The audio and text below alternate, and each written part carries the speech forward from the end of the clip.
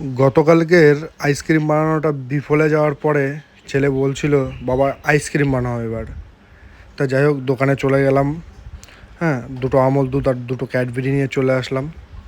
তো ইতিমধ্যে ফোটানো শুরু হয়ে গেছে আমল দুধ, আর এদিক দিয়ে ক্যাডবেরিটাও মিক্সিং করে নিচ্ছি একটু জলের সাথে।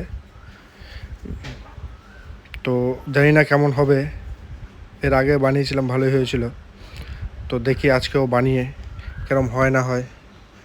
তা কালারটা কিন্তু ভালোই এসছে, খুব সুন্দর চকলেট কালার, হালকা হালকা। তা ঢেলে নিচ্ছি। ইতিমধ্যে ছেলে আবার বলছে তো বাবা কতক্ষণ রাখতে হবে ফ্রিজে। তো বানানোর আগেই কখন হবে সে চিন্তায় বসে আছে। এই দেখো কালারটা কি সুন্দর হয়েছে। দেখি কালকে সকালে দেখাবো আবার কতদূর কী হয়েছে। আইসক্রিম খেলে চলে আসোই গরমের মধ্যে।